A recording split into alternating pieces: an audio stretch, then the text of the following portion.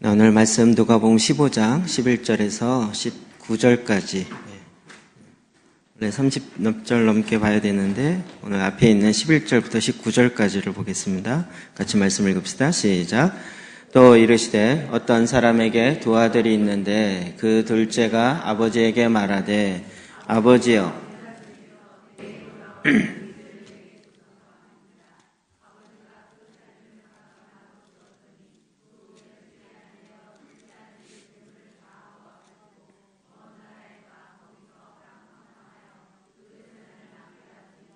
가없이 한 후에 그 나라에 크게 흉년이 들어 그가 비로소 궁핍한지라 가서 그 나라 백성 중 한 사람에게 붙여 사니 그가 그를 들러 보내어 돼지를 치게 하였는데 그가 돼지 먹는 주염 열매로 배를 태우고자 하되 주는 자가 없는지라 이에 스스로 돌이켜 이르되 내 아버지에게는 양식이 풍족한 품꾼이 얼마나 많은가 나는 여기서 주려 죽는구나.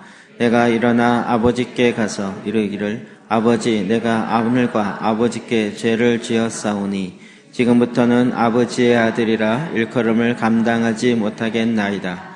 나를 품꾼의 하나로 보내소서 하리라 하고 아멘. 지난주 이 시간에는 이은지 목사님이 이스라엘 갔다 온 것 중심으로 얘기를 쭉 하셨더라고요. 무슨 보고대회 하듯이. 그리고 주일날에는 또 제1 선교사님이 아버지의 마음인가요? 제목은 잘 기억 안 나는데 또 성령의 능력의 나타나심에 대해서 말씀을 전한 것을 제가 갔다 와서 쭉 들어왔습니다. 저는 또 여러분 기도해 주셔서 대만에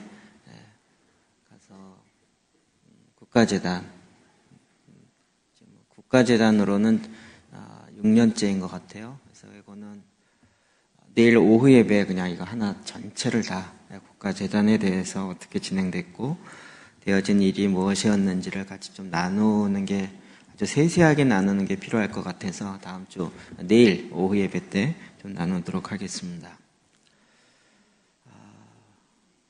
뭔가 이렇게 급박하게 뭐가 막 돌아간다는 느낌이 저도 들어요. 그러니까 저희 교회가 바쁜 게 아니라 이 하나님의 일하심이 급박하게 어느 방향을 향해서 나아가고 있다라는 마음이 들더라고요. 그래서 도대체 하나님의 마음이 무엇일까? 또 우리가 어떻게 그 하나님과 함께 보조를 맞추며 나아갈 수 있을까? 이런 부분들을 고민하게 되더라고요. 그런 가운데 오늘 본문을 좀 택하게 되었습니다. 우리 본문 너무나도 잘 알고 있는 탕자의 비유라고 많이 이야기되고 있는 부분입니다.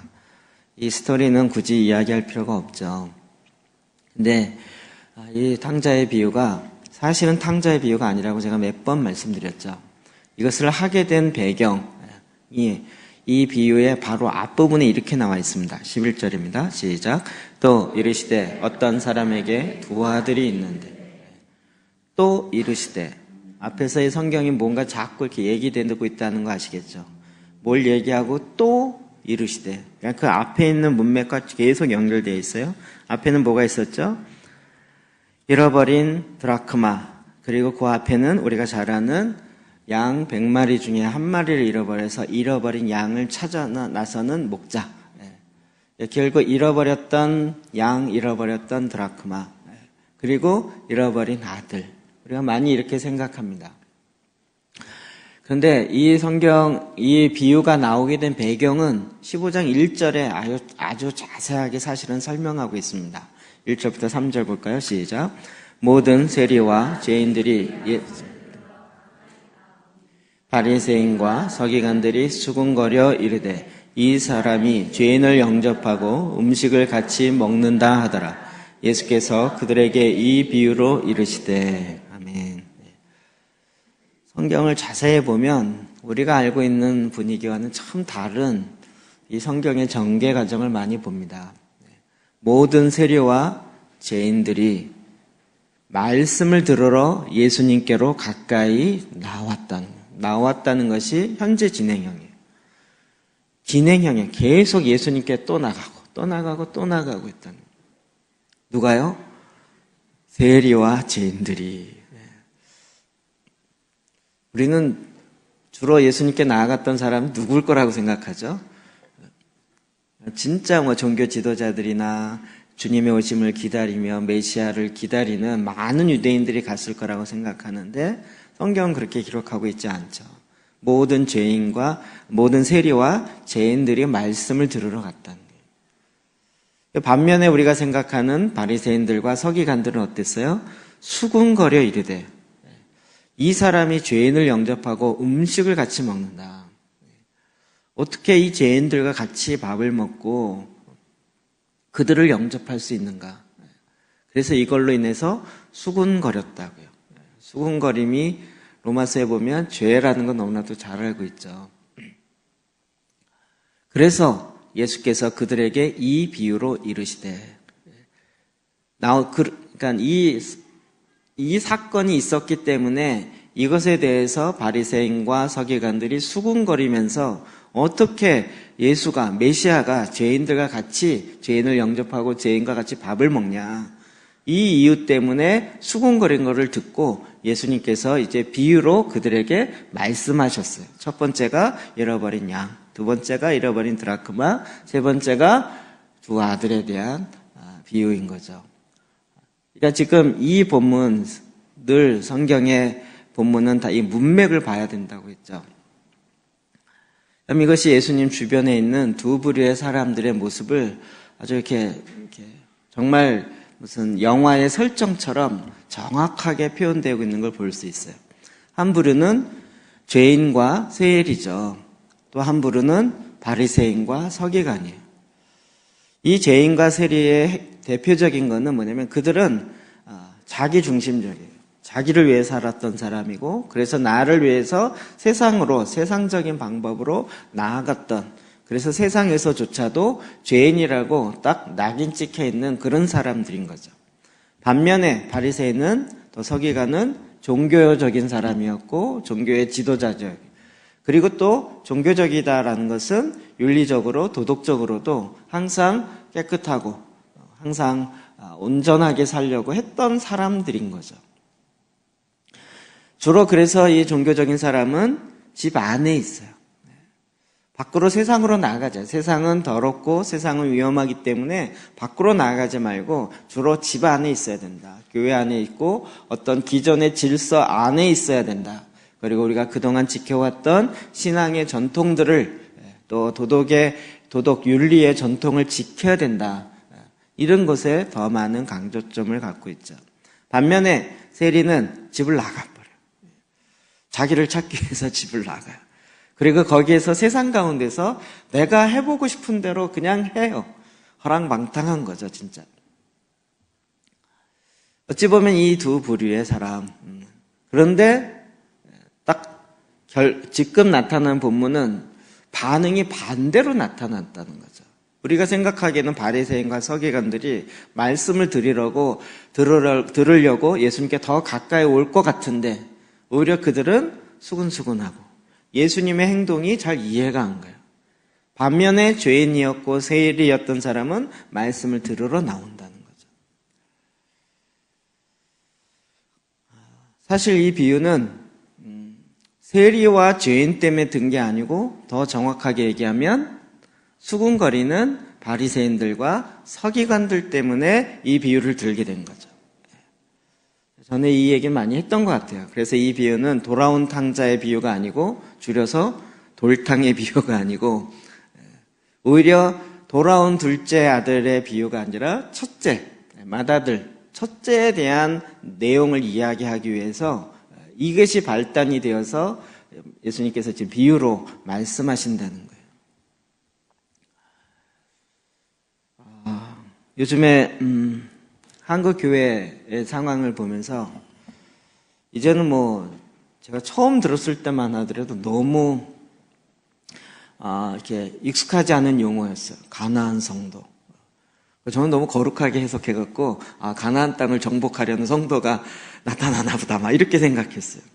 근데 그걸 거꾸로 하려면 안 나가 성도라며 교회를 안 나가고 그냥 이렇게 정하지 않고 그리스도인인데 교회를 나가지 않은 성도들, 그래서 그냥 여기저기 교회를 떠돌아다니기도 하고 또 자기 마음대로 그러나 난 그리스도인이라고 이야기하는 성도를 대표해서 가나안 성도라고 해요. 그거 들은 지 몇 년 안 된 것 같아요. 1, 2년밖에 안 된 것 같아요. 근데 요즘은 이게 아주 더 보편화되어 있고 더 그냥 일반화되어 있는 것을 봐요. 왜 그런가? 예수를 믿고 하나님의 말씀을 듣고자 하는데 사실은 바리새인적이고 서기관적인 교회의 모습에 실증이 나기 시작합니다. 이 비유가 바리새인과 서기관을 그들을 향해서 이 비유를 들었던 것처럼 오늘도 그 아버지 집 안에 있는 것 같고 신앙생활 하는 것 같고 또 도덕적으로 윤리적으로 자기의 의를 위해서 사는 것 같지만 그러나 그들을 향해서 주님이 말씀하시는 비유가 바로 이 말씀인 거죠.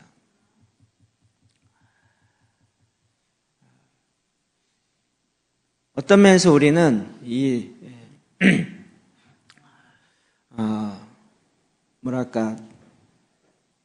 저는 이런 성경 말씀을 보면 볼수록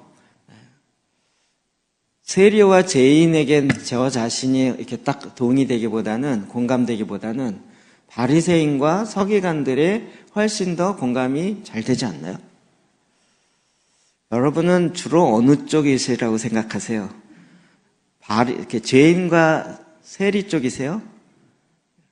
그쪽이면 오늘 나오질 않았죠? 이미 불타는 금요일 그래서 벌써 이제 어딘가 놀든지 돌아가는데 가든지 했겠죠. 사실 이 비유는 바리새인과 서기관에게 해당되어진 얘기였고 어떤 면에서 우리에게 해당되는 이야기이기도 한 거죠. 둘째 아들을 우리는 돌아온 탕자라고 이야기하지만 그래서 우리는 자꾸 이렇게 이분법적으로 생각하려는 경향이 있어요. 교회에 다니는 사람과 교회를 다니지 않는 사람, 예수를 믿는 사람과 예수를 믿지 않는 사람. 근데 이제는 그게 잘 구분이 안 돼요. 거꾸로 집을 나간 탕자와 집을 안 나간 탕자. 교회를 다니지만 첫째 맏아들과 같은 탕자를 향해서 이야기한다는 거죠. 사실은 성경에 예수님이 계속 두 부류를 향해서 계속 이야기하는 주님의 말씀을 들을 수 있어요. 누가복음 19장 47절 볼까요? 시작.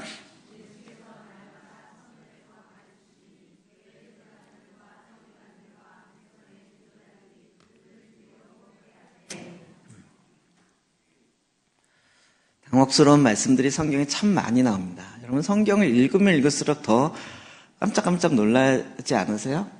성경 모를 때는 제사장, 여러분 제사장이란 거 고백하시죠? 만인 제사장이고 우리는 제사장 기도를 하고 있는 제사장 교회이고 여러분 제사장인 걸 믿으시죠? 아멘을 안 하세요 이제는.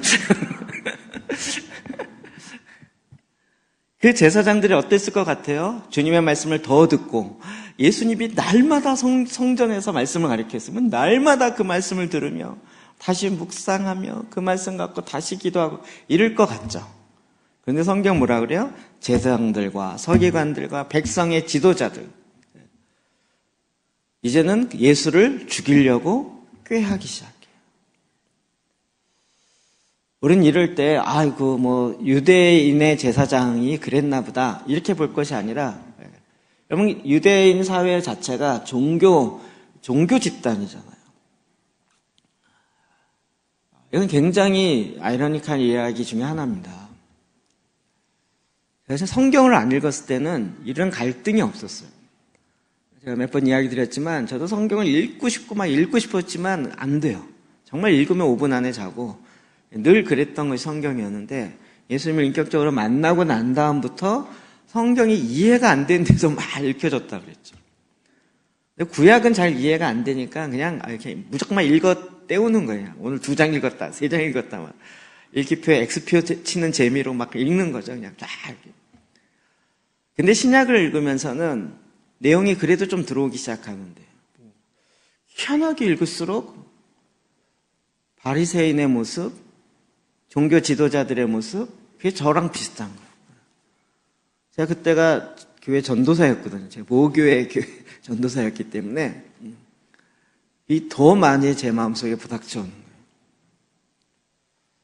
거예요. 예수님을 안 믿으려고 했으면 그나마도 이해하는데 죽이려고 한다는 거예요. 그럼 이것이 예수님 시대만 그랬을까요? 오늘날은 안 그럴까요? 우리가 이제는 좀 점잖게 설교하지 맙시다. 저도 이제 각오를 하고 릴리 목사님만 만나고 오면 그의 영이 임하는 것 같아요. 직설적이고 노골적으로 얘기하게 되는 것 같아요. 이 시대에 예수 그리스도를 죽이려고 하는 사람들은 사실은 세상에 있기보다는 종교 영역 안에 있다는 거 우리 동의하시죠? 너무 직설적으로 얘기하나요? 사실 내 안에 있고 우리 안에 있어요. 주님이 내 안에 들어오고 주의 말씀이 내 안에 들어오는 게 불편해요. 왜요? 나의 나라를 만들려고 했기 때문에. 나의 나라를 만드는 것에 하나님의 힘을 빌려 쓰려고 했기 때문에 오히려 하나님의 나라가 임한다든지 주님이 나의 통치자로 다스리는 자로 임하는 게 불편한 거죠. 그래서 이렇게 저렇게 이유를 대고 변명을 했지만 어느 순간에는 더 이상 안 되겠다 싶은 순간에는 예수를 죽이게 됩니다. 대표적인 인물 중에 하나가 니고데모죠. 요한복음 3장 1절이요. 시작. 그런데 바리새인 중에 니고데마라 하는 사람이 있으니 유대인의 지도자라. 정확하게 유대인의 지도자. 유대인들이 어떤 자입니까? 12살 때까지 토라를 다 외우는 자였고 전에 우리가 이스라엘과 유대인에 대해서 몰랐을 때는 그나마 그냥 유대인인가 보다 했는데 그 유대인들이요. 진짜 성경을 달달 외우며 그 말씀을 갖고 계속 토론하고 이야기하고 결혼하면 1년 동안 직업을 갖지 않으면서 말씀을 연구하고 안식일 되는 토요일이면 회당에 가서 말씀을 토론하고 이야기하고 했던 그들의 지도자 니고데모예요. 그래서 토라가 무엇인지 그리고 거기서부터 시작해서 탈무드가 무엇인지 책만 해도 이만큼 되는 그런 내용들을 다 토라를 해석한 거죠. 그거 갖고 논의하고 가르치고 했던 그 지도자 중에 한 사람이었던 니고데모. 그가 예수님을 찾아온 거죠. 근데 예수님이 정말 완전히 봉창 두들기는 이야기를 하는 거죠. 사람이 거듭나지 아니하면 하나님 나라에 들어갈 수가 없다. 어찌 보면 가장 신앙에 기초되는 것 같지만 유대인의 지도자인데 거듭남에 대해서 이해하지 못했어요. 다시 태어남에 대해서 알지 못했어요. 구원의 확신을 갖고 있다라는 어떤 교리적 확신의 개념이 아니라 정말 다시 태어나는 핵심이 무엇인지에 대해서 이해하지 못했던 거죠. 그러니 다시 이 말씀이 오늘 우리에게도 구원의 확신 얘기하고 영접에 대해서 이야기하고 여러 가지 이렇게 신앙에 대한 이야기를 하지만 그리고 그것을 가리키는 지도자였을지 모르지만 그 안에 진정한 하나님의 나라의 통치의 실제가 이루어지지 않고 있는 거죠. 이럴 때 교회는 그냥 종교화가 되어버려요.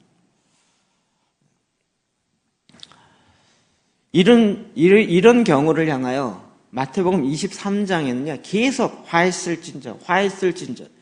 주님이 진짜 메시지 성경식으로 얘기하면 거의 쌍욕에 해당되는 저주에 가까운 이야기를 하기 시작하는 거예요. 자, 그 중에 하나, 25절 볼까요? 시작. 화했을진저, 외식하는 서기관들.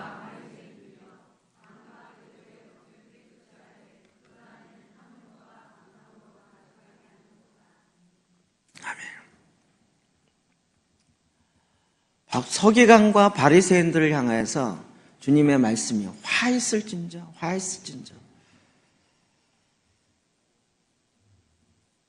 잔과 대접의 곁은 깨끗해요. 그래서 음식 먹을 때 손을 씻어야 되고 우유와 고기는 같이 삶으면 안 되고 하여튼 그 많은, 그래서 정결 예식에 따라서 살아가는 그들이요. 그런데 그 핵심이 뭐예요? 그 안에는, 마음에는 탐욕과 방탕으로 가득 차 있어요. 그런데 겉으로는 정결 예식을 행하고 음식을 가려 먹으며 코쇼 음식을 먹으며 이런 것으로 나는 정결하다라고 이야기하는데, 그것을 향하여 예수님은 화 있을진저 이야기합니다.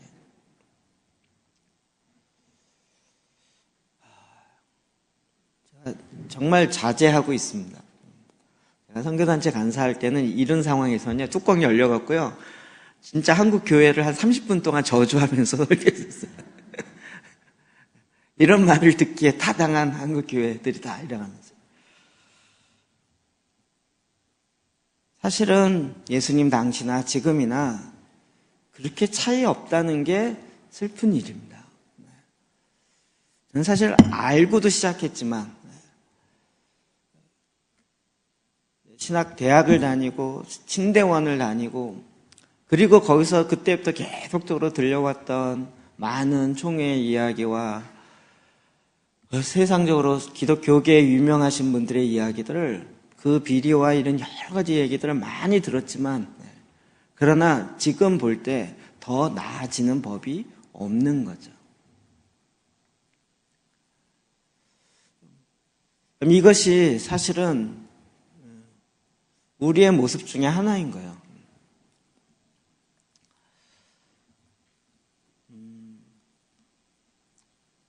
이런 상황 속에서 주님은 생명의 흐름을 보는 거예요. 그 생명의 흐름이 어디로 가는가요? 마태복음 21장 31절 하반절부터 봅시다. 시작. 예수께서 그들에게 이르시되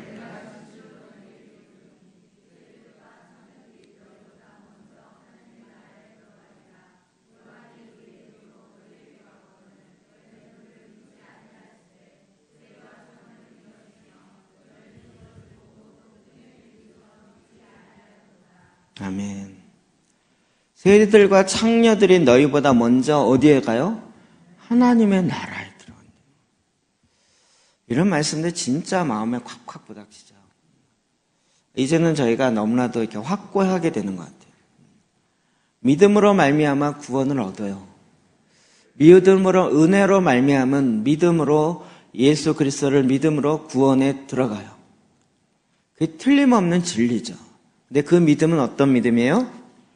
헬라식 이원론적 믿음이 아닌, 지적으로만, 이성적으로만 되어져도 믿는다, 그게 아닌, 성경에서 얘기하는 믿음과 행함이 일치되어지는 그 믿음을 이야기하는 거죠. 행함이 없는 믿음은 죽은 믿음인 것. 우리가 이 죽은 믿음으로 하나님 나라 들어간다라고 말할 수 있겠냐고요. 죽은 믿음으로. 너무나도 자명하지 않을까요? 오히려 창녀와 세리들은 그 살아있는 믿음으로 자기의 죄를 뉘우치고 하나님 앞에 회개하며 그의 삶을 바꾸는 쪽으로 삶을 아예 변화시켰죠. 그러나 종교 지도자들은 거룩하고 도덕적으로 윤리적으로 깨끗한 척하지만 그들의 마음은 바뀌지 않은 채로 탐욕과 방탕, 탐욕은 곧 우상숭배인 거죠. 세리와 창녀는 믿었으나 너희는 이것을 보고 끝내 뉘우쳐 믿지 아니하였도다. 믿지 아니하였도다. 저는 워낙 이제 이 종교계에만 있었던 사람이라 가끔 가다가 멍청한 데가 있어요. 가끔 가다가 굉장히 막 지혜로운 것 같잖아요. 어떨 때 진짜 멍청해요. 몇 번씩 이렇게 당하면서도 말씀대로 전하고 말씀대로 살면 성도가 되게 좋아할 거라고 멍청하게 생각해요. 여러분 그러시는가요? 대답하기 곤란하죠. 말씀대로 살면 말씀대로 살아야 된다라고 이야기하고 설교하면 성도들이 되게 좋아할 것 같아요. 좋아할까요? 안 좋아할까요? 그런 말씀, 제가 그렇게 전한다는 얘기는 아니지만, 그럼에도 불구하고 여러분 도망 안 가는 여러분이 신기한 거죠. 힘들다 그러면서도 안 떠나고 그냥 어떻게 좀 해보려고 하는 그게 신기한 거죠.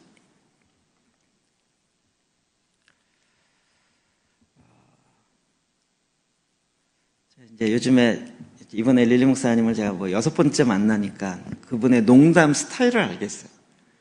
전에는 이 농담인지 진담인지 구분이 안 되는데 이제는 그게 좀 구분이 돼서 거기에 맞춰서 농담을 좀 할 수 있을 것 같아요.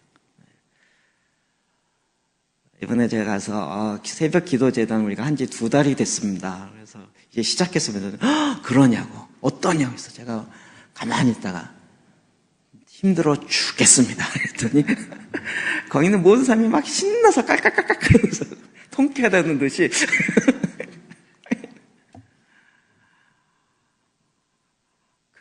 그래서 제가 가 있는 그 이틀 동안 저희 교회는 조 목사님이, 그 다음에 저희 TK는 다른 목사님이 올리셨거든요. 그리고 지금 이제 2교회가 새벽 예배를 그렇게 하고 있어서 거기서 그 목사님도 사모님이 올리세요. 그거 올리는 것이 너무 힘들다고 위로의 메시지가 와요. 이 목사님 얼마나 힘들었을까. 그 많은 사람들이 힘들어 하는데 이제 막 시작했다고. 막 깔깔깔 웃는 거예요.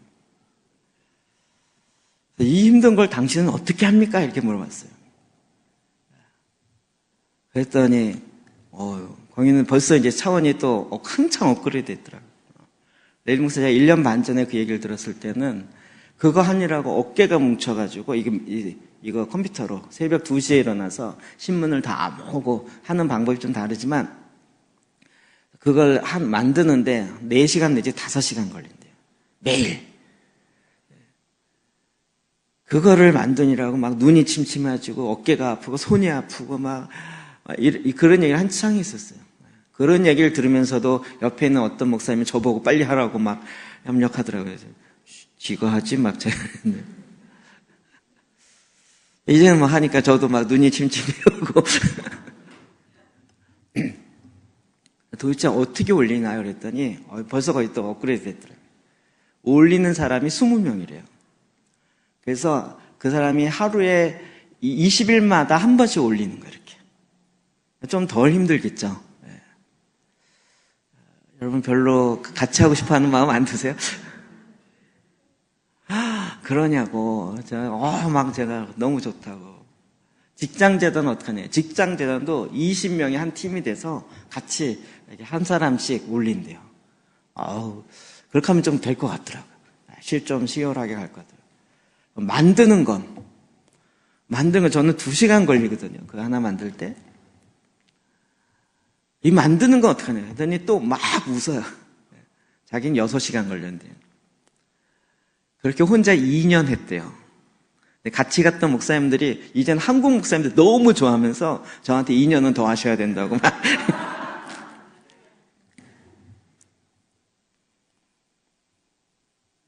이번에 국가재단 관련돼서 이야기를 제가 주일날 더 하겠지만 저도 너무 감동이 됐어요.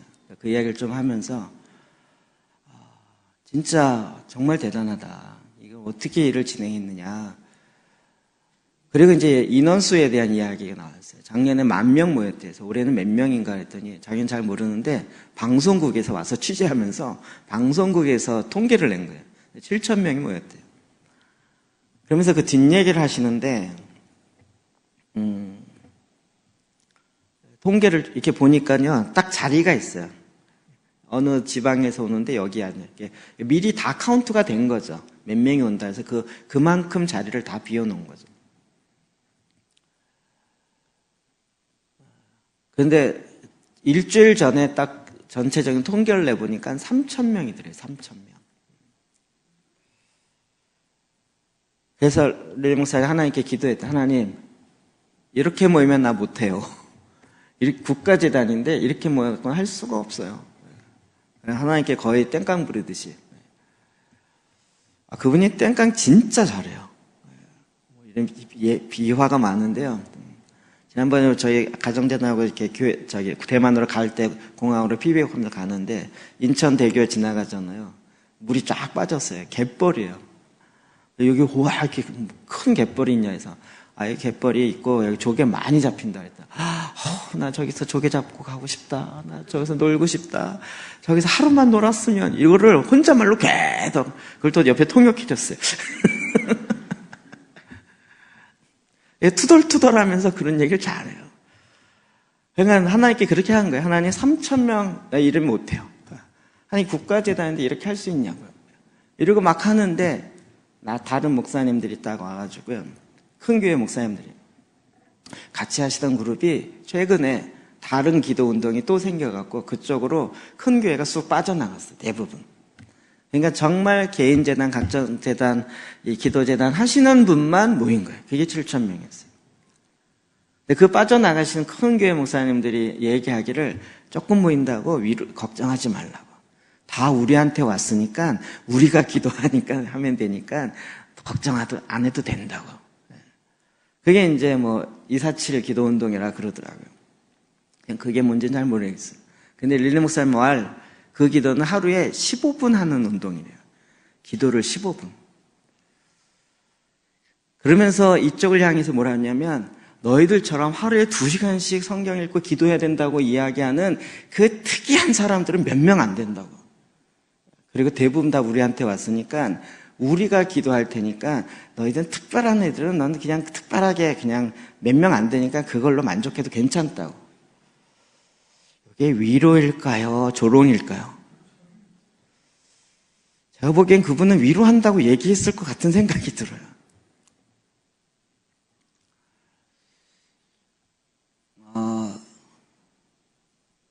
어떻게 하면 하나님께 더 가까이 나갈까가 아니고 어떻게 하면 더 편할까가 굉장히 중요한 이슈예요.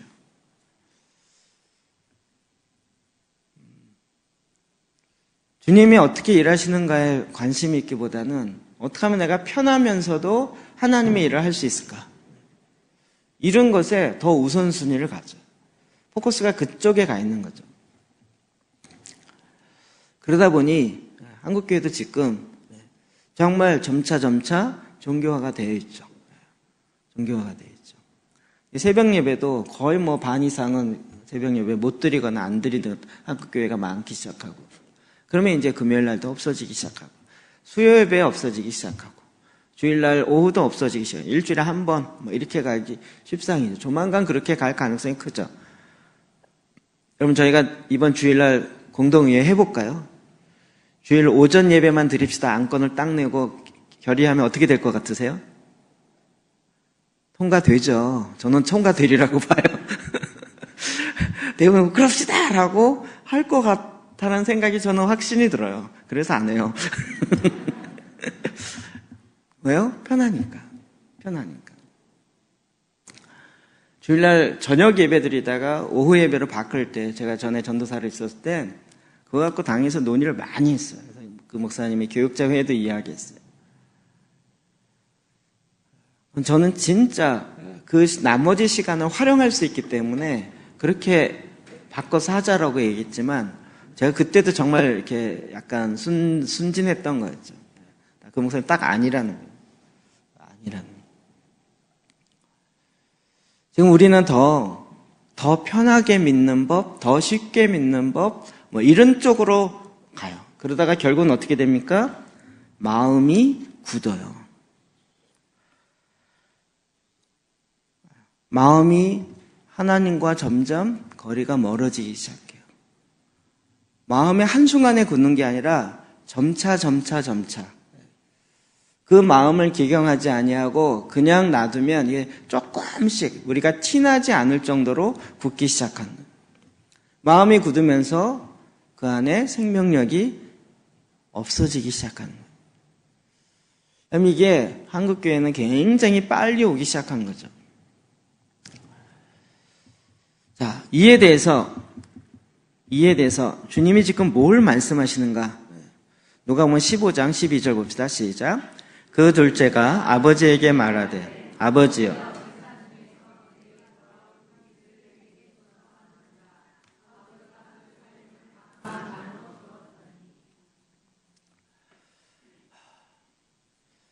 이 말이 그냥 재산을 나눠주십시오 이 얘기가 아니죠. 유대사회는 장자에게 아들이 둘이라면 장자에게 3분의 2를 줘야 돼요. 그리고 둘째에게 3분의 2를 줘요. 근데 언제 주냐면 아버지가 돌아가시고 난 다음에 줘요. 사후에 줘요. 근데 아버지가 살아 계신데 아버지여 나에게 올 그 유산을 주십시오 라고 얘기하는 건 아버지 이제 아버지로서 필요 없습니다. 나는 당신이 주는 재산만 관심 있지 아버지는 죽은 것과 같습니다 라는 암시적인 마음이 확 깔려 있는 거죠. 그럼에도 불구하고 이 아버지가 그 얘기를 허락해줘요. 마치 로마서에 나타난 것처럼 마음에 하나님 두기를 싫어해요. 그래서 그대로 하나님께서 내버려 두세요. 여러분 둘째는요 사실은 자기 중심적이에요. 그냥 자아 성취를 내가 원하는 걸 갖고 한번 해보자라는 쪽이에요. 이거 진짜 요즘 세계랑 많이 비슷해요. 아버지의 마음이 어떤지 별로 상관이 없어요. 실제적으로 나에게 오는 유익이 뭔가 여기에 집중하고 있어요. 우리의 대부분의 결정이 내 마음이 그쪽에 있기 때문에 대부분 그렇게 가요.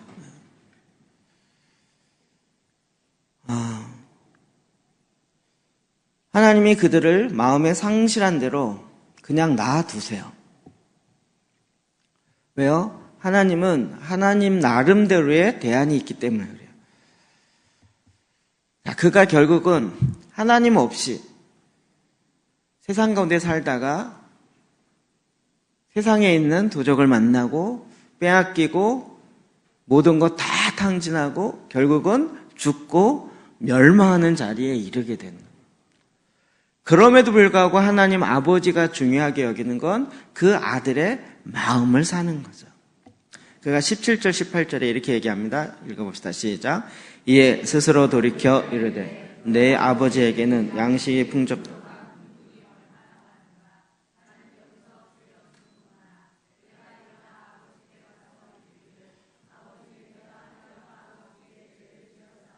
네. 스스로 돌이켜서 아버지와 함께 있었을 때를 생각하는. 여러분, 그는 나가서 뭔가 대단한 걸 할 것 같았지만, 그래서 아버지가 나에게 주는 그 유산을 가지고 가면 내가 뭔가 찾아볼 수 있고 답을 만들 수 있을 것 같지만, 결국은 다 탕진이죠. 하나님을 마음에 두기 싫어하는 사람들의 모습과 똑같죠. 그리고 이제 아버지에게로 돌아가요.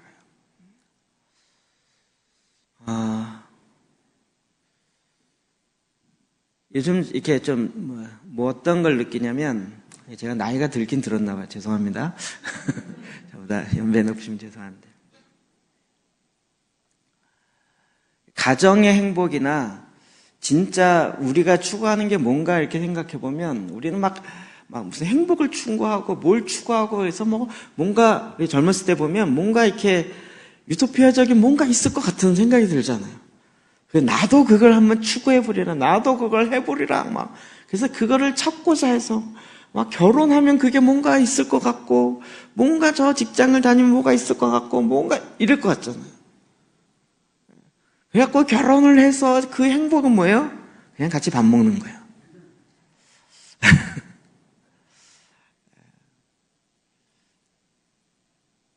그러니까 사실 아버지와 함께 함께 하는 것이 기쁨인데 우리는 진짜 그걸 잘 모르고 그거 외에 뭔가 다른 게 있을 거라고 생각해요.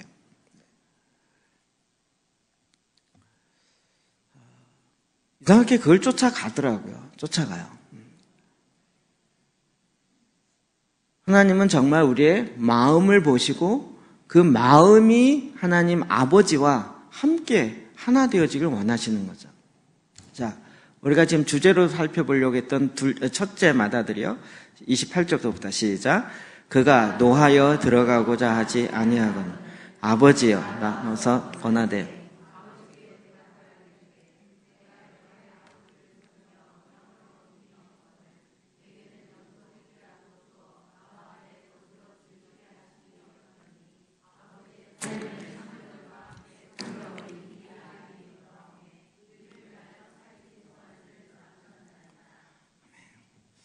이게 진짜 이 맏아들의 특성이요, 그대로 나오죠.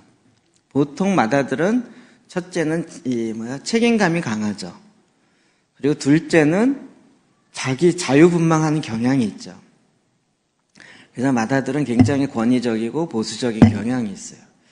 아버지나 부모가 또 그렇게 이야기해요. 너는 첫째니까 이래가면서. 둘째는 그 관심을 이미 받기를 포기하고 관심을 세상에서 인정받으려고 하는 쪽으로 가기 때문에 튀어요. 그러는 경향이 있죠. 첫째와 둘째가, 첫째는 집안에 있고 둘째는 밖으로 나가는 게, 이게 패턴이 거의 비슷해요. 그러다 보면 이 첫째는 집 안에서 굉장히 아버지가 이야기하는 그 기준에 칭찬받으려고, 인정받으려고 굉장히 그 기준대로 살려고 해요.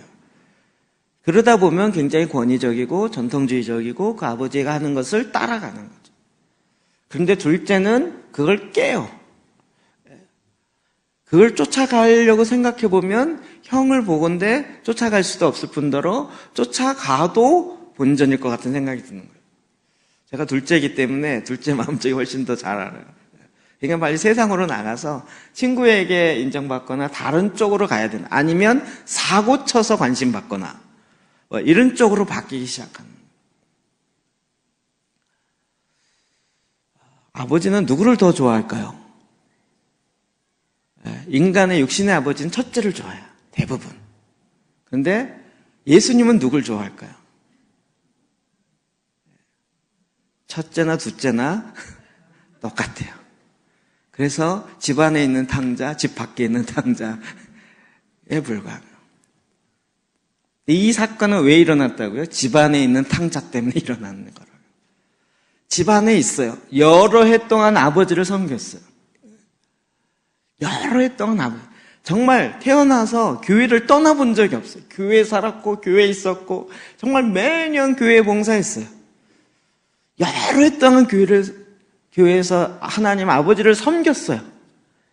그런데 동생이 돌아오고 그것을 기뻐하며 잔치를 베풀어주는 그 아버지가 마음에 안 드는 거예요.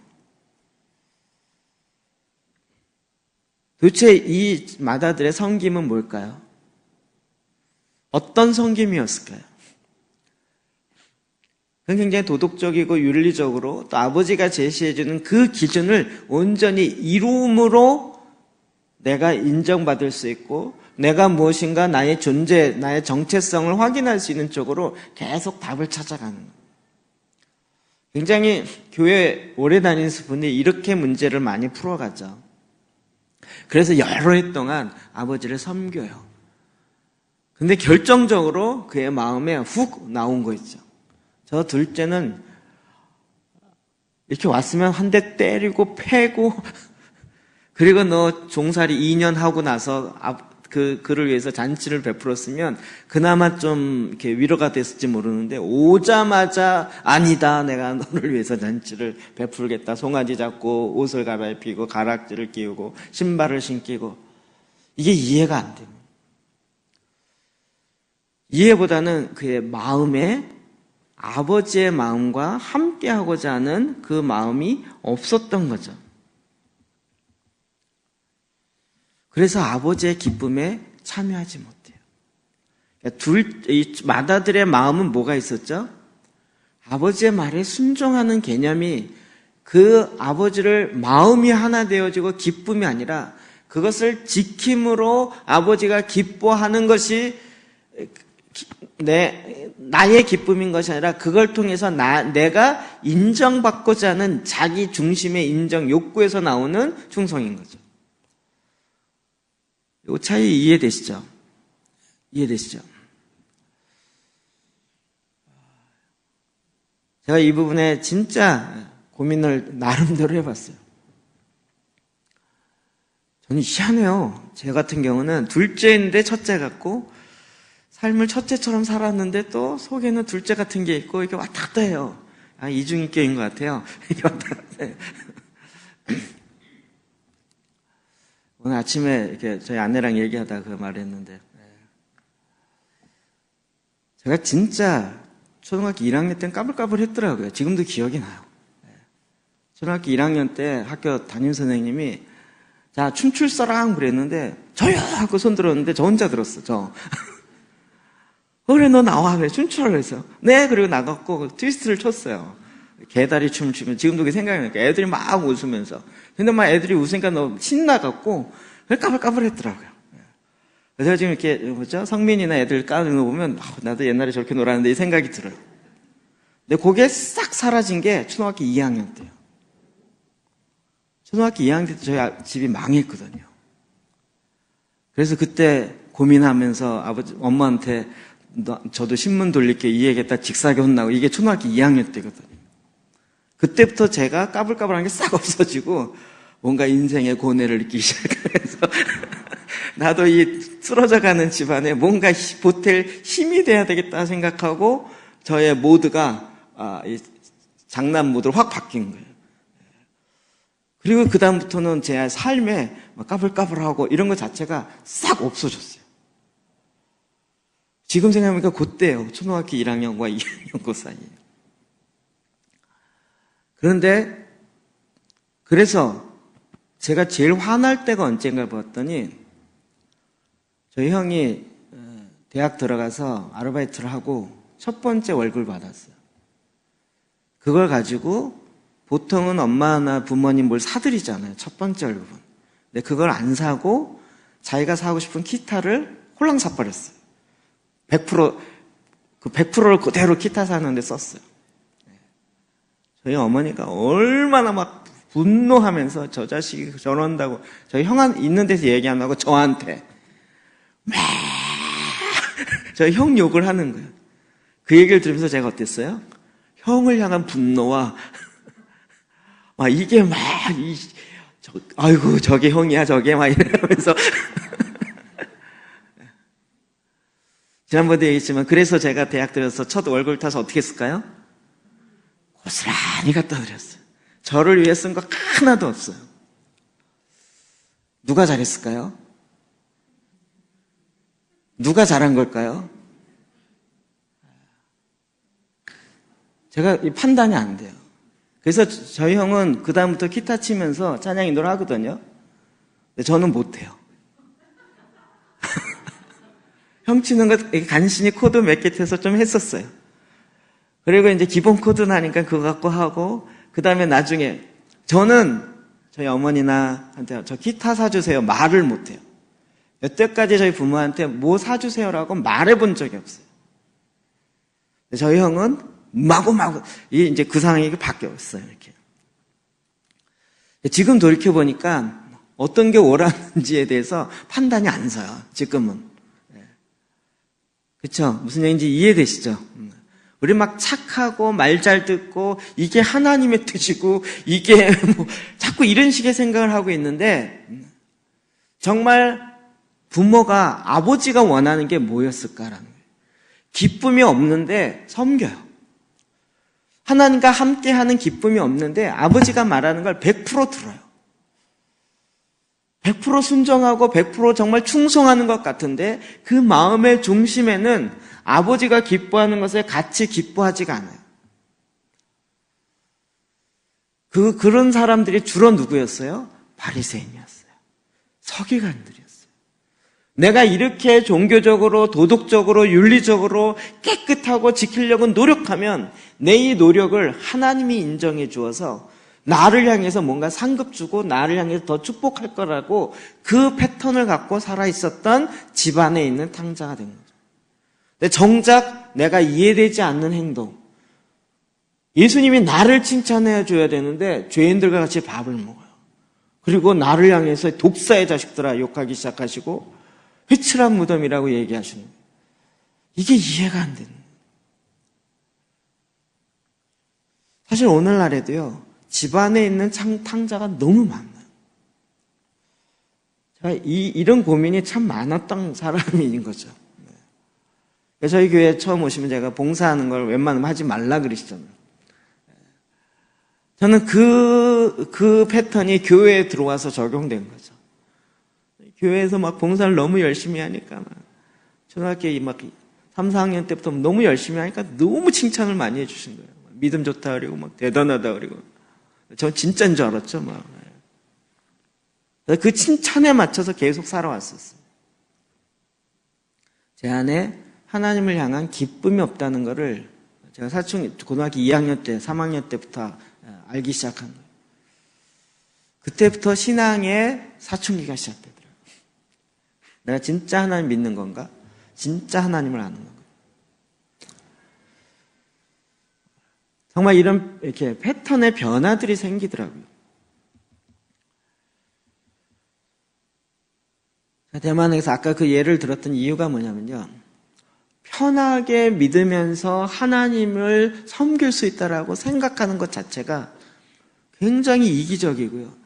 뭔가 그렇게 열심히 하는 것을 향해서 조롱하면서 그렇게 안 해도 괜찮아라고 이야기하는 것이 정당한 것처럼 느껴지는 거예요. 그렇게 막 죽도록 이렇게 하는 게 미련해 보이는 것. 그래서 거길 향해서 욕하는 거예요. 그런데 하나님의 마음은, 아버지의 마음은요, 이 둘째를 향하여서도, 첫째를 향하여서도 아버지가 그걸 아는 거죠.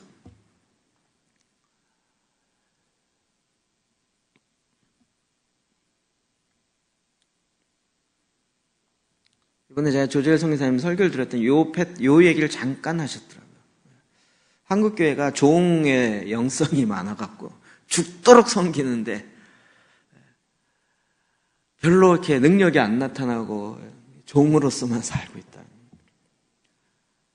아마 서양의 영성이 있는 사람들 보면 맨날 파티하고 놀러 다니고, 제가 듣기로도 크루즈 영성 훈련 이런 게 있더라고요. 부부가 같이 크루즈를 타고 이렇게 3박 4일인가를 가면서 1년에 한 번씩 세계적 리더들이 모여갖고, 그래서 이제 그 LA에서 타가지고 이렇게 알래스카 쪽으로 했다, 밑으로 갔다 이렇게 해서 한 6박 7일인가 이렇게를 크루즈 여행으로 다니면서 거기서 이렇게 지내고 파티도 하고 또 기도도 하고 체험들 이런 거 합니다. 제가 그런 데 가면 여러분 시험에 당장 들겠죠. 거기 막 그런 걸 하면서도 그분도 막 이름만 되면 알만한 대단한 사람들이 막 그런데 참, 그런데 우리가 보기엔 기도도 별로 안 해. 기도할 때만 우리처럼 막 하면서 목소리 짜내면서 이것도 아니고 그냥 아주 막 사서 하는 것 같은데도 막 능력은 더 나타나는 거. 우리는 보기를 도대체 기도를 몇 시간 해야 저렇게 경지에 이르는 거야? 이런 식으로 내 식으로 생각해 버리는 거예요. 자녀 되어짐의 기쁨뿐만 아니라 하나님 아버지의 마음과 같이 가는 그 요인을 놓쳐버리는 거예요. 그러면 아버지가 원하는 게 뭘까요? 녹음 15장 20절이요. 시작. 이에 일어나서 아버지께로 돌아가니 아직도 거리가 먼데 아버지가 그를 보고 측은히 여기로 달려가 목을 안고 입을 맞추니. 정말 원하는 건 아버지께로 돌아가는 거예요. 교회에 나간다 이 얘기가 아니고요. 정말 내 마음이 아버지께로 향하는 거예요. 그가 스스로 돌이켜서 내가 아버지를 위해서 열심히 일해 이것도 아니고요. 그냥 이제는 내가 완전히 뉘쳐서 내가 죄인입니다. 내 아버지께 돌아가서 내가 이제 자녀라고 얘기하지도 마십시오. 내가 종으로 그냥 평생 아버지 앞에 섬기면서 쥐업 열매 말고 그냥 무슨 따뜻한 밥 먹으면서 살겠습니다. 이것도 아니고요. 정말 그냥 그 아버지 앞에 들어가는 거예요. 아버지께로 그냥 들어가는 거예요. 그때 아버지께서 나에게 하시는 것들이 있어요. 막 이렇게 애써서 하는 게 아니라 하나님께서 아버지께서 나에게 원하셔서 그냥 그 품에 안으시면서 하시는 것들이에요. 어떨 때는 안 하셔도 괜찮은데 그냥 그 가운데서 하나님과 함께하는 그 기쁨 그 자체를 누리는 거예요. 우리가 이게 참 굉장히 어려워하는 부분이에요. 그냥 주님의 말씀을 봐요. 주님의 말씀을 읽고 그 말씀 속에서 하나님의 은혜에 깊이 있게 들어가요. 우리는 이게 시간이 없어 성경을 못 읽는다 그러는데 사실은 아니죠. 맛을 모르니까 그렇다는 것이 저는 더 많이 들어요. 그 맛을 들기 시작하면 어떻게든지 시간을 쪼개서라도 내요. 그리고 주님의 말씀을 향하여 정말 그 말씀에 입 맞추고요. 그 말씀에 내 입에 꿀과 같이 그 말씀을 내 마음에 두기 시작하는 거죠. 하나님이 기뻐하는, 아버지가 기뻐하는 게 뭔지를 알아요. 그래서 이제는 나 중심으로 살지 않고 아버지가 무엇을 기뻐할까 하는 것을 정확하게 알면서 그 아버지의 기쁨과 나의 기쁨이 그리스도 안에서 하나가 돼요. 이걸 내가 막 섬겨서 되는 게 아니고요. 그냥 기뻐하는 거예요. 부모가 자녀를 보면서 어떤 마음이 있죠? 부모가 자녀에게 제일 원하는 게 뭐예요? 네가 이거 잘해라 저거 잘해라가 아니고 자녀가 기뻐하는 것이 부모에게 가장 큰 기쁨이죠. 그렇지 않나요? 여러분 아니세요? 그래도 이걸 해야 돼요? 어떤 면에서 뭐 시험을 떨어지고 뭐가 안 좋고 괜찮아. 그걸 때문에 속상해하는 것보다 나는 네가 기쁜 것이 내 기쁨인 거죠. 아니 육신의 부모들도 이런 마음인데 하나님은 오죽하시겠냐고요. 하나님은 내가 기뻐하는 것을 원하세요. 내가 즐거워하는 것을 원하세요. 그리고 내 마음속에 이제는 더 성숙한 자가 되어서 더 자란, 믿음이 자란, 속사람이 자란 자가 되어서 이제는 하나님의 기뻐하는 것과 내가 기뻐하는 것이 점점 같아져요. 같으려고 애쓰는 게 아니라 그냥 그게 보고 닮아져요. 그래서 그 안에 나의 기쁨도 오기 시작해요. 이게 좋은 예인지 모르겠지만 갑자기 생각나서요. 오늘 오시다가 이렇게 테이블 또 하나 만든 거 보셨죠? 김치 냉장고에 선반 만든 것도 보셨나요? 보고 가세요. 제가 상당 부분 한 것 같지만 이제는 조 목사님이 상당 부분 했습니다.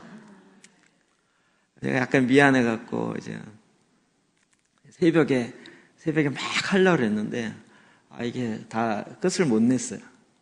그리고 이제 진짜 이 손이 잘 안 움직이죠. 옛날 같지 않더라고요. 손이 빠르지. 제가 손 빠르기로 또 유명한 사람이었는데 이게 안 빨라지더라고요. 그래서 정 목사님 이제 마무리는 거의 다 했어요. 이제 미안해서 물어봤어요. 이런 거 힘들지 않냐? 처음엔 진짜 힘들었는데 요즘은 뭔가 자꾸 재미가 느껴지기 시작하는. 다 만들어지고 난 다음에 쾌감. 그쵸? 그것 때문에 보면서 두고두고 이렇게. 이 맛을 보기 시작하는. 그런데 얘기하는 거예요. 본인 얘기하면서 이건 본인이 해야 되는데. 자기가 이런 것을 조립하면서 쾌감을 느낀다는 건 기적이래요. 워낙 그런 성향이 형과 정반대에 있더라고요. 둘째니까 제가 이해가 되죠. 근데 이게 정말 처음에는 이게 일이고 스트레스 그러는데 이게 비슷하게 닮아 어쩔 수 없어요. 담임 목사가 족구 좋아하면 부목사도 족구 좋아해야 되고 제가 그런 거 만들기 좋아하니까 같이 만들어요. 한번 지금 그 얘기도 했죠. 부목사 중에 쥐꼬리 톱이 뭔지 아는 사람 본인밖에 없을 거라고 하더라고요. 쥐꼬리 톱이라고 아세요? 희한한 톱이 있어요. 쥐꼬리만한 톱이 있어요. 근데요, 그냥 이렇게 마음이 점점 같아지기 시작하면 기뻐하는 것이 같아져요. 내 거 없어진다는 것이 아니라 점차 어렸을 때는 내가 좋은 것이 내 기쁨이었는데 이제는 함께 하면서 함께 기뻐하는 것의 기쁨을 알아요. 우리도 그렇잖아요. 밥도 혼자 먹는 것보다 같이 먹을 때 갖는 그 맛이 더 있잖아요. 하나님과 함께해서 하나님을 기뻐하는 것이 어느덧 내 안에 내 기쁨으로 들어오기 시작해요. 이건 섬기는 게 아니고요. 함께하는 거죠. 막 죽도록 섬겨가지고 내가 이렇게 섬겼는데 아버지 기쁘세요? 이게 아니고요. 그냥 함께하는 것 자체가 좋은 거죠. 하나님 지금 우리로 하여금 그렇게 일하기 원하시는 거죠. 자, 이제 그 마다들에게 이야기했던 핵심적인 부분입니다. 31절, 32절 시작. 아버지가 이르되 너는 항상 나와 함께 있으니 내 것이 다 내 것이로다. 이 내 동생은 죽었다가 살아났으며 내가 잃었다가 얻었기로 우리가 즐거워하고 기뻐하는 것이 마땅하지 않아. 이 마다들이 뭐라 해서 아니 나를 위해서는 송아지 한 마리 안 잡아줬고 이럴 수가 있냐고요.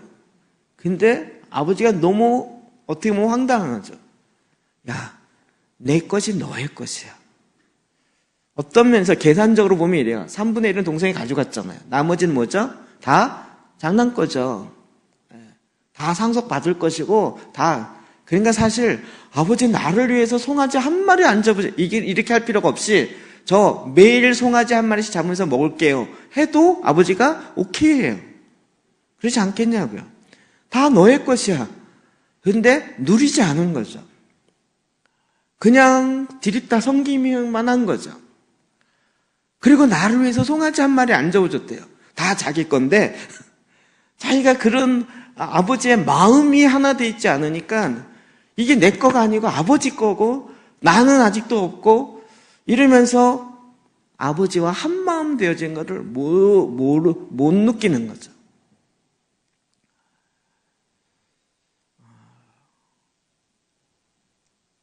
자꾸 이제 요즘 이렇게 우리 TK 목사님들 보면 저보고 너무 빨리 나가지 말라는 거예요. 막 그나마 쫓아가려고 그러는데 제가 팍 튀어나가니까 또 쫓아서 못 쫓아가게 빨리 가지 말라는. 국가재단 이번 간다니까 갔다 와서 그냥 함부로 얘기하지 말고 천천히 얘기하세요. 몇몇 분들이 그래요.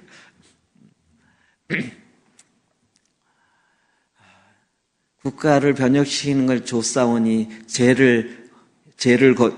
이 목사님을 거두어 가십시오. 맨 기도가 이런 투예요. 참 제 마음이 이렇게 씁쓸한. 그냥 이렇게 어떻게 하면 함께 할 것인가가 하나님 아버지의 마음인 거예요. 그렇지 않나요? 굳이 이거를 내가 대신할게요. 이 차원의 이야기를 하려는 것도 아니에요. 하나님은 지금도 이 세상의 모든 것들을 다 우리에게 맡기셨어요. 그리고 우리로 하여금 하나님 아버지 그것을 탕자와 같이 허랑방탕하게 쓰라는 것이 아니고요. 아버지의 마음을 가지고 그 마음의 한계로 이제는 이 땅 가운데 아버지가 원하는 것을 함께 생각하고 함께 이루어가는 거죠. 로마서 8장 16절 17절 볼까요? 시작. 성령이 친히 우리의 영과 더불어 우리가 하나님의 자녀인 것을 증언하시는 자녀이면 또한 상속자 곧 하나님의 상속자요 그리스도와 함께한 상속자니 우리가 그와 함께 영광을 받기 위하여 고난도 함께 받아야 할 것이니라. 아멘. 성령이 우리 안에 증언해요. 이 말씀 너무나도 잘 아시죠? 근데 막 놀라운 예언을 하는 것이 아니라 자녀인 것을 계속 성령께서 내 안에 이야기해요. 자녀면 그 자녀라는 것이 뭘 의미하느냐는 거죠. 상속자요. 그리스도와 함께한 상속자요. 예수 그리스도에게 하나님께서 하늘과 땅에 있는 모든 권세를 그에게 맡기신 것처럼 이제는 우리가 그와 함께 영광을 받기 위하여 하나님의 영광을 우리에게 다 나눠주고자 하는 그 상속자요. 하나님 아버지는 지금도 이 일을 이루기 원하세요.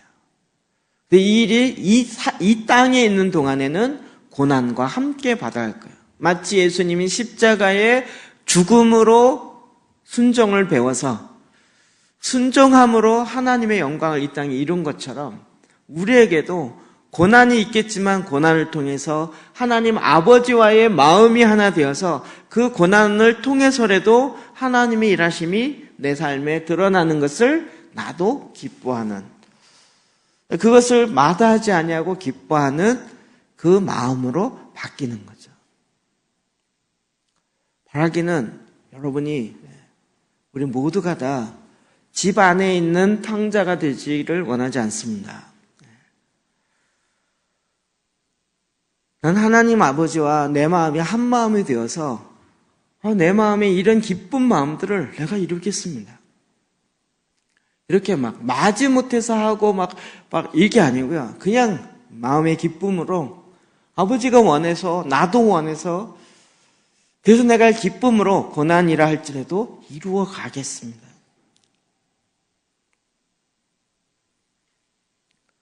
제가 내일 더 얘기하겠지만 국가재단 이렇게 쭉 하는데 진짜 그 악현 형제, 뭐 황만백 형제요. 그 다음에 최성광 형제 가면 또 만나요. 제가 농담하면서 그랬거든. 지난번 만났을 때도 당신 직장 다니는 거 진짜 맞냐고. 세미나 하는 데마다 와 있고 한국도 3박 4일 쫓아오고 이게 뭐 대기업에 무슨 관리직 일했는데 이 사람 맞아. 막 이스라엘도 막 2주씩 성기술래 갔다 오고 이러면서도 직장 안 잘리고 이게 가능해? 막 이랬었는데 지난번 11월에 갔을 때 또 거기 와 있더라고요. 또 찬양 인도하고 또 이번에 갔더니 또 와 있어요.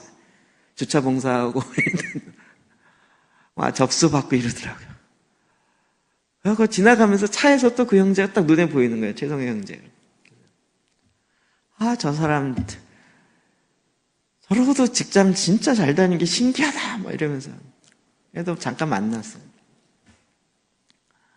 어느새 또 이렇게 등록받다가 또 그 진행본부처럼 그 안으로 들어왔더라고요. 그리고 이제 딱 기도재단 시작하는데 그 하자마자 하기 전에 우리 보고 화장실이고 뭐고 다 갔다 오래요. 왜냐하면 중간에 쉬는 시간이 없어요. 11시부터 오후 5시까지 6시간을 스트레이트로 쫙 가요. 중간에 쉬는 시간이 없어요. 잠깐 쉬었다 화장실 갔다 이게 아니고요. 6시간은 그냥 쫙 가요. 그러니까 미리 화장실도 갔다 오시고 준비를 다 하고 들어오려는. 그래갖고 이제 준비를 다 하고 들어갔죠. 그리고 뭐 진행하면서 이렇게 하는데 어느 순간 또 무대 위에 올라가 있어요. 그리고 기도에 인도를 하는데 기도 5분이 이렇게 우물 파는 기도를 하는데 그 기도의 전체 책임을 그 최성강 형제가 하더라고요. 딱 본인이 제일 먼저 하고 나중에 5명이 딱 하고 나서 마지막 마무리를 또 하는데요. 속된 말로 목사님들 저리 가라. 거기는 7,000명을 그냥 다시 한번 불로 확 일으키는데 이게 저 사람은 집사가 아니다. 부흥사다. 이 생각이 막 들더라고요. 그리고 이제 그 황망유 형제는 그 형제도 인도하고 그러는데요. 나중에 보니까 영상이 잡혔어요. 기독교 TV에서 와서 이렇게 쭉 했는데 그게 이제 뉴스에 나왔어요. 그 다음날 페이스북에 탁 뜨더라고요. 제가 지금 릴리 목사님과 밥 먹는데 릴리 목사님 이렇게 밥 먹다 말고 보더니 야, 너 나왔다고. 그래서 제가 오늘 와서 자세히 봤어요. 둘이서 막 농담하더라고요. 너 돈 얼마 줬어? 네 얼굴 4초나 나왔어. 뉴스인데 4초면 많이 나오잖아요. 기도하는 모습이 이러고 있는데 딱 잡혀갖고 딱 이렇게 고정 화면으로 그 한 사람 얼굴이 쫙 이렇게 4초나 나오는. 그래갖고 막 둘이 농담하면서 너 도대체 돈 얼마나 줬어? 네 얼굴이 4초 이렇게 뭐 길게 나와? 이러면서 잘생겨서 그렇죠? 뭐 이러면서 막 둘이 장난들. 오늘 영상을 그걸 이제 내일 어떻게 하면 보여드릴까 해서 다운받아서 이렇게 봤어요. 그게 아니고요. 울고 있는 거예요. 나라를 위해서 기도하는데 6시간 동안 거기 와 있는 사람이 다 하나님 이 나라를 살려주셔야 됩니다. 이렇게 제가 그 화면 조금만 이렇게 핸드폰으로 봤을 때가 안 보였는데요. 크게 이제 노트북으로 해갖고 다운받아 보니까 그냥 계속 우는 거예요. 하나님의 마음을 가진 대만을 향한 하나님의 마음을 갖고요. 그날 무슨 이렇게 기도해야지라고 생각하고 뭐 각본 짜고 올라와서 기도한 게 아니고요. 하나님의 그 마음을 가지고 하나님 정말 이 나라가 하나님이 원하셨던 것처럼 70년에 있었던 그 아픔을 뛰어넘고 그렇게 가기를 원합니다. 이제 70년 동안 묶여있던 것을 끊어주십시오. 우리는 끊을 수가 없습니다. 하나님 끊어주십시오. 넘어가게 해주십시오. 이러고 기도하기 시작하는 거예요. 그거 다 목사님들이 한 게 아니고요. 다 집사님들, 청년들, 아이들이 와서 기도하기 시작하는데 동일하게 아버지의 마음을 가지고 아버지가 원하는 건 나도 원해요. 더 이상 내가 집안에 있는 탕자가 되어서 왜 나를 위해 이걸 안 해줘요? 아버지 이룰 수 있습니까? 이게 아니고요. 어느덧 아버지의 기쁨에 나랑 상관이 없는 것 같은데 그 기쁨에 같이 기뻐요. 그 기쁨에 그 어떤 면에서 그 하나님 아버지의 눈물에 정말 같이 눈물을 흘려요. 나랑은 상관없는 얘기인 것 같은데 왜요? 하나님이 그것을 슬퍼하기 때문에 하나님이 그것을 아파하기 때문에 그래서 아버지여 보낼 사람이 없다라고 얘기할 때 내가 여기 있습니다. 이게 막 왜 갈 사람 아무도 없어. 아무도 내가 어쩔 수 없이 가야 돼. 이게 아니고요.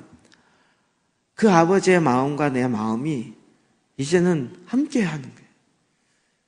그런데 바리새인과 서기관들이 어땠죠? 하나님 아버지가 원하는 그 마음과 조금치라도 같이 하지 않았어요. 여전히 집만 안 떠났지 자기중심적이었고 이기적이었고 나를 위한 것에만 집중하고 있었어요. 그 나를 위한 것에 아버지가 도와주지 않고 아버지가 해주지 않는 것 같아서 안 해준 게 아니라 자기의 느낌이고 자기의 생각이죠. 그것 때문에 아버지가 기뻐하는 것에 함께 기뻐할 수가 없었어요. 그의 마음은 어느덧 굳어져 있었고 동생이 돌아와도 기뻐하지 않았고 그를 향해서 잔치를 베푸는 아버지가 더 야속한 거죠. 저 31절 보면서요. 아버지가 이르되 예 너는 항상 나와 함께 있으니 내 것이 다 내 것이로다. 예, 저는 이 맏아들에게 무슨 아버지가 구걸하는 것 같아요. 그런 맏아들을 향해서도 너 재산 안 줘. 인간적으로 이러고 싶은데 그게 아니고요.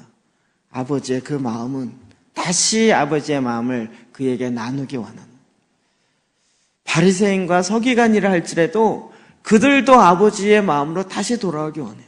완악한 유대인의 마음이라 할지라도 그들도 다시 아버지 앞에 돌아오길 원해요. 아버지는 맏아들이나 둘째나 동일하게 아버지의 마음을 다 함께 나누고 함께 그 안에 들어와서 그 임재 가운데서 함께 기뻐하기를 원해요. 하나님의 영광을 다 나눠주기를 원해요. 첫째나 둘째나 누가 옳고 그르고 이렇게 한마디도 하지 않아요. 그렇게 판단하지도 않았어요. 아버지가 오직 원하는 것은 그 기쁨, 아버지가 너에게 주는 그 풍요로움과 그 기쁨과 하나님 아버지의 영광과 거룩함을 함께 나누길 원해요. 사실 우리의 이기성과 죄성이 그 하나님을, 아버지를 내 마음에 두기를 싫어하고 함께 하는 것조차를 귀찮아합니다.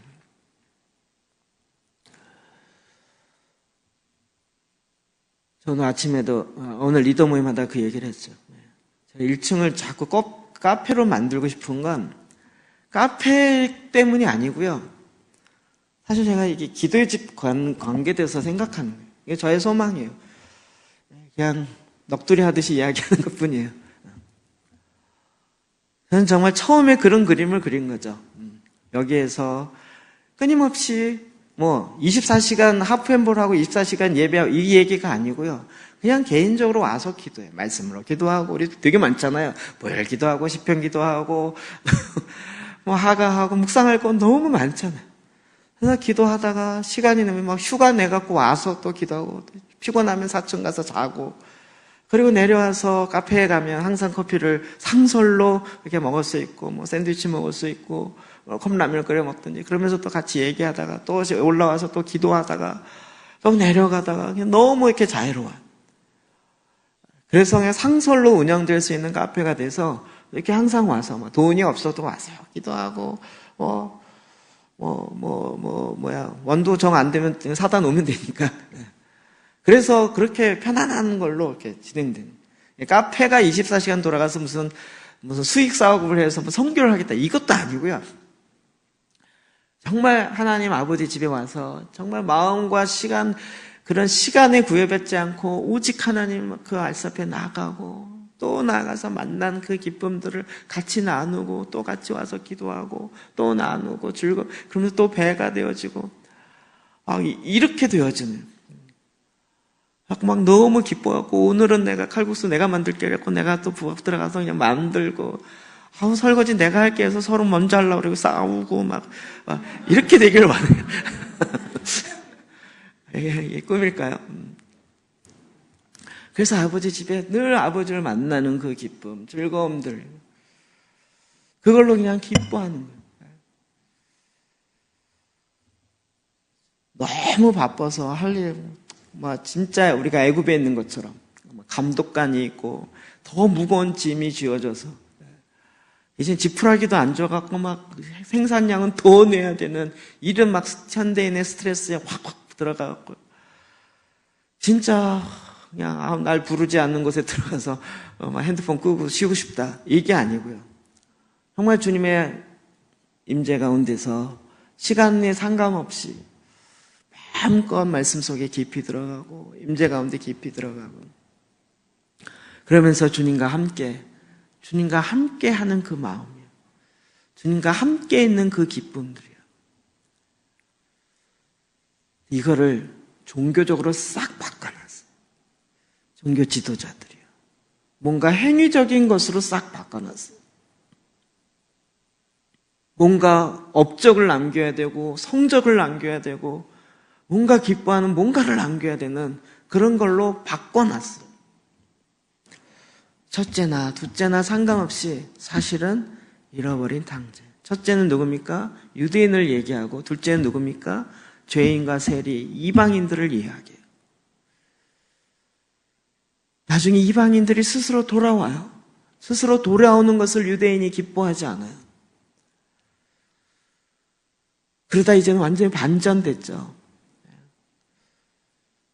그러나 하나님은 지금 유대인이나 이방이나 아버지 안에서 온전히 한 세 사람이 되어가고 함께 기뻐하고 어느 나라와 상관없이 아버지의 그 사랑으로 아버지의 그 은혜의 충만함으로 그 임재 가운데서 있기를 원해요. 그리고 그것을 향해서 아이들도 청년들도 어른들도 나이가 많으신 분들도 다 같이 하나님을 향한 그 마음에 한 마음이 돼요. 그 기쁨과 그 즐거움을 나누는 그 일이 되는 거예요. 그럼 이게 시간이 낭비돼요. 경제성으로 보면 시간의 낭비죠. 그러나 그냥 함께 마치 자녀들과 같이 그냥 함께 있는 그 추억이 기쁨인 것처럼 하나님과 함께하는 그 기쁨들을 그냥 나누어요. 주님은 아버지의 마음을 이렇게 나누길 원해요. 정말 그 임재 가운데 충만하길 원해요. 우리가 종의 영성으로 빠져서 뭔가를 하지 않으면 마치 혼날 것 같은 것 때문에 어쩔 수 없이 하는 것이 아니고요. 하나님 아버지 안에 있는 그 풍요로움과 하나님 아버지 안에 있는 그 지혜와 하나님 아버지 안에 있는 그 신령한 축복으로 말미암아 넉넉하게 누리고요. 넉넉하게 그 안에 기쁨을 만끽하면서 이제는 아버지와 함께 한 마음의 기쁨을 살아가는. 그러면 이거를 종교의 형태로 바꿨던 바리새인들과 서기관들 향하여 예수님께서 분노하신 거예요. 화 있을진저라고 얘기하신 거예요. 다시 좀 찾아갔으면 좋겠어요. 처음으로 다시 찾아갔으면 좋겠어요. 그래서 찬양팀 올라오고 기도합시다. 우리는 첫째가 나쁘냐, 둘째가 나쁘냐 갖고 계속 얘기할지 모르겠어요. 그러나 아버지는 첫째, 둘째를 이야기하지 않았어요. 정말 아버지가 원하는 것이 무엇인지를 다시 한번 돌아봤으면 좋겠어요. 그리고 내가 지금 내가 첫째인지 둘째인지 내가 어떤 상태인지를 좀 돌아보면서 주님 앞에 나가서 같이